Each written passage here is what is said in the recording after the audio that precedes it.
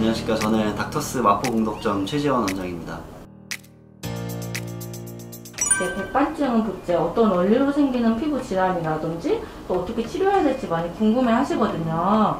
그 백반증이라고 하는 것은 이제 몸에 흰 반점이 생기는 질환을 말하는데, 그 발생하는 원인은 저희 몸의 정상 면역을 담당하는 T세포라는 것이 있어요. 근데 이게 정상적인 멜라닌 세포를 공격을 함으로써 이제 멜라닌 색소가 없어져서 탈색반이 생기는 질환입니다. 털도 색깔이 바뀔 수도 있다는 얘기를 들었거든요. 네, 우선은 털이 침범되고 안 되고에 따라 다른데, 털 끝에 털 망울이라는 것이 있어요. 그래서 털 망울에 있는 멜라닌 세포가 만약에 침범이 되면은 이렇게 하얀색으로 좀 백모 현상이 일어날 수 있습니다. 백반증이 종류가 두 가지로 나눈다고 들었는데 어떤 식으로 진행이 되나요? 크게는 이제 백반증은 분절형 백반증 그리고 비분절형 백반증, 이렇게 두 가지로 나뉩니다. 분절형 백반증 같은 경우에는 몸을 중심으로 했을 때 왼쪽이나 오른쪽 한쪽에 생기는 경우를 말하고, 비분절형 같은 경우에는 뭐 대칭적 혹은 전신으로 생길 수 있는 백반증으로 나눌 수 있어요. 이 둘을 구분하는 게 중요한 것은 치료 반응이라든지 예후가 좀 달라질 수 있기 때문에 감별을 하는 것이 중요합니다. 어떻게 생기는지 제일 궁금하거든요. 이게 유전하고 관련이 있을까요? 네, 그 유전적 요인도 관련이 있고 이제 환경적인 요인도 관련이 있어서 좀 복합적으로 작용하는 기전으로 발생을 합니다. 이제 백반증 같은 경우에는 특별한 이제 어떤 특정 유전자가 백반증을 일으킨다 이런 게 밝혀진 것은 없고, 다만 다인자성으로 좀 여러 가지 유전자가 좀 작용을 할 거다 이렇게 추측을 하고 있습니다. 백반증이 환경적인 요인만으로도 발생이 가능한 건가요? 네, 가능할 수 있습니다. 이제 환경적인 요인으로는 대표적으로 활성산소 같은 산화 스트레스가 있을 때도 생길 수 있고, 페놀류 같은 이제 화학약품 때문에 노출됐을 때도 생길 수 있고, 정신적 스트레스라든지 멜라닌 세포를 파괴시킬 수 있는 독성 물질에 노출됐을 때도 발생할 수 있습니다. 자가진단으로 나는 이거 백반증이다 이렇게 캐치할 수 있는 방법이 따로 있을까요? 우선 흰색 반점이 생겼을 때 그게 꼭 백반증이 아닐 수 있기 때문에 좀 감별하는 것이 중요한데, 대표적으로는 흑발방울 멜라닌 저하증, 그리고 진행성 저색소증, 그리고 이제 어루라기 같은 피부 진균증 등이 있습니다. 근데 이런 질환들은 사실 좀 비슷하게 보일 수 있기 때문에 자가적으로 판단하는 건 사실 쉽지는 않습니다. 그래서 저희 병원에 내원하셔서 우드등 검사 혹은 마크뷰 피부 진단기로 진단을 하시는 것이 정확하십니다. 어떤 원리로 백반증 진단이 가능할까요? 네, 우드등은 산화 니켈 등으로 이루어진 우드 필터라는 것이 있어서 특정 파장의 자외선으로 피부에 조사를 해서 어두운 데서 비추면은 백반증 병변을 확인할 수 있습니다. 백반증 치료는 어떻게 진행될까요? 백반증 치료는 크게 네 가지로 나눌 수 있는데요. 우선 엑시머 레이저 치료, 광선 치료, 그리고 먹는 약이랑 바르는 약이 있습니다. 그 엑시머 치료랑 광선 치료 같은 경우에는 좀 메인이 되는 치료고요. 두 개의 치료 효과는 멜라닌 세포를 자극을 해서 이동과 분화를 촉진해서 다시 정상적인 색소 분비를 할 수 있게끔 도와주는 치료입니다. 그 레이저 치료 같은 경우에는 초기 치료를 하시는 것이 중요하고, 멜라닌 세포가 이동하고 색소를 내뿜는 데까지 좀 시간이 오래 걸릴 수 있기 때문에 최소 3개월에서 6개월 이상 치료를 요하는 경우도 있고, 빨리 치료가 되는 경우에는 수개월 내에도 되긴 하지만 만성적으로 오래 치료를 요하는 경우도 있습니다. 레이저 종류가 두 가지인 것 같은데 언제 받는 게 다른가요? 우선 병변의 위치라든지 분포 모양이라든지 여러 가지를 좀 고려를 해서 적용을 하는데, 간단하게 설명드리면 엑시머 레이저는 좀 국소 레이저여서 범위가 작거나 몇 군데 없을 때 하시는 게 좋으시고, 전신적으로 있거나 좀 범위가 넓은 경우에는 광선 치료를 하시는 것이 좋습니다. 둘의 효과는 비슷한데 어디까지 좀 효율적인 문제이기 때문에, 예를 들어 손가락 하나만 있는데 광선 치료를 전신을 받으실 필요는 없듯이 피부 분포라든지 모양 이런 걸 좀 고려해서 치료를 결정하게 됩니다. 우선은 백반증 치료를 하시려면은 이 두 가지 엑시머와 자외선 치료를 같이 보유하고 있는 병원을 찾으시는 게 중요하신데요. 저희 병원 같은 경우에는 엑시머 레이저, 자외선 치료기 두 개 다 있고 상황에 맞춰서 치료를 할 수 있습니다. 그래서 꼭 백반증 치료를 하실 때는 그 근처 병원에 엑시머 레이저 혹은 전신 치료 레이저가 기계가 있으신지 확인을 하고 내원하시는 것을 추천드립니다. 광선 치료가 좀 궁금한데 이게 태닝 기계랑 좀 비슷한 원리인지 이게 좀 궁금하거든요. 뭐 생긴 모양으로 보고 약간 이거 태닝 기계 아니냐 하시는 분들도 계시긴 한데, 사실 원리는 비슷하면서 좀 다릅니다. 비슷한 점은 둘 다 자외선을 이용한다는 점인데요. 자외선에는 자외선 A, 자외선 B, 자외선 C가 있는데요. 태닝 기계 같은 경우에는 주로 이 자외선 A를 이용합니다. 자외선 치료 같은 경우에는 311 나노미터의 좁은 파장 자외선 B를 이용하기 때문에 그 사용하는 파장대의 자외선이 다르기 때문에 치료 효과도 다릅니다.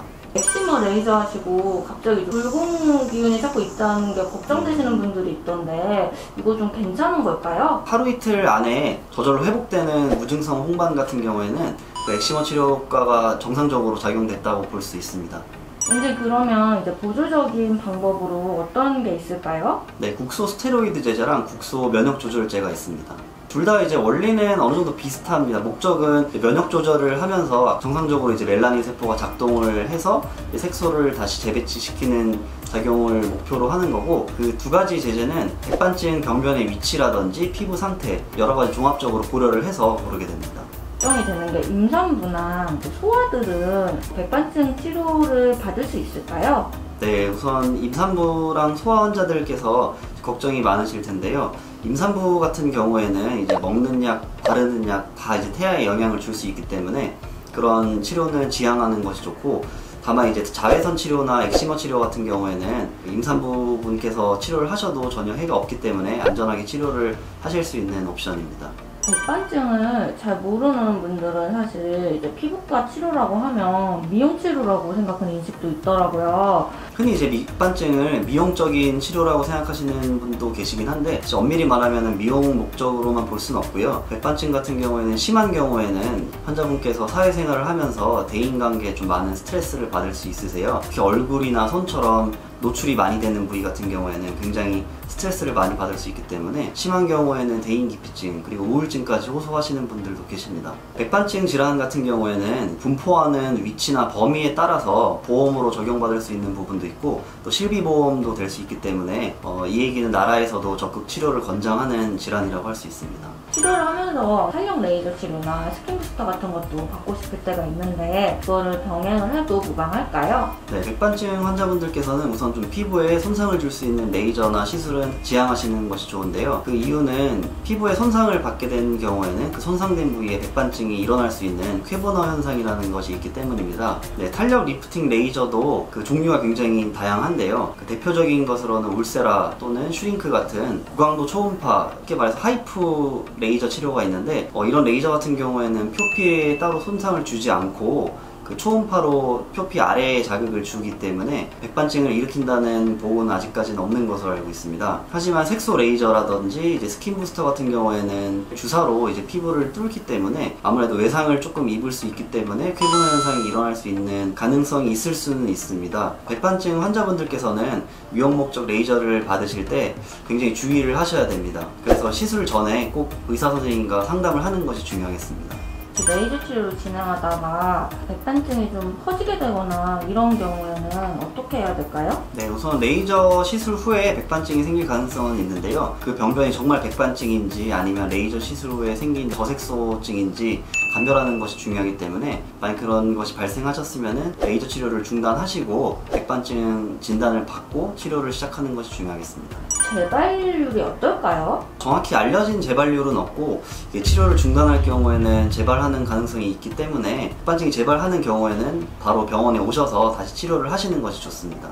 면역력에 좋은 음식을 먹으면 백반증에 좀 도움이 될까요? 특별히 이제 면역력을 증가시키는 음식 자체가 알려져 있진 않은데요. 대표적으로 알고 있는 비타민 같은 영양제나 은행잎 추출물 등 여러 가지 좀 영양 성분 같은 경우에는 그 백반증 치료에 보조적으로 좀 도움이 될 수는 있다고 알려져 있습니다. 미백크림 바르면 좀 뭔가 달라지는 게 있지 않을까요? 이제 백반증 환자분들께서는 미백크림을 사용하실 때 굉장히 좀 주의를 하셔야 되는 이유 중에 하나가 일부 미백 성분이 백반증을 악화시킬 수 있다는 보고가 있기 때문에 좀 특별히 주의를 하시는 것이 좋습니다. 대부분의 화장품이 백반증 자체를 악화시키진 않는데 자극이 될 수 있는 건 최대한 피하는 것이 좋기 때문에 최대한 자극이 없는 보습제를 잘 발라주시는 것도 굉장히 중요하시고, 이 밖에 뭐 경락 마사지라든지 아니면 뜸처럼 이제 고온 화상을 입을 수 있고 여러 가지 뭐 외상을 입을 수 있는 확률이 있는 시술 같은 경우에는 지양하시는 것이 좋습니다. 백반증은 완치가 가능한 질환일까요? 네, 백반증 질환 같은 경우에 굉장히 좀 예후가 다양합니다. 조기 치료로 빠르게 호전이 되시는 분도 계신데 다른 만성질환처럼 오랫동안 치료가 걸리는 경우도 있으세요. 그래서 이제 백반증이 좀 의심된다면은 빠른 시간 내에 병원을 찾으셔서 정확히 백반증 진단을 받으시고 그에 알맞는 방법으로 치료를 하시는 것이 중요하겠습니다. 피부를 말해요. 백반증 예방이나 이제 완화를 할 수 있는 생활 습관이 있을까요? 백반증 환자분들께 자외선 차단제는 꼭 바르라고 말씀을 드리는데요. 그 이유는 크게 두 가지가 있습니다. 첫 번째는 자외선 자체가 백반증을 악화시킬 수 있기 때문에 꼭 백반증 환자분들께서는 자외선 차단제를 바르시는 것이 중요하고, 두 번째로는 백반증 주위에 있는 정상 피부가 자외선에 노출돼서 탈 경우에는 상대적으로 백반증이 더 부각되는 효과가 있을 수 있기 때문에 꼭 선크림은 바르시는 것을 추천드립니다.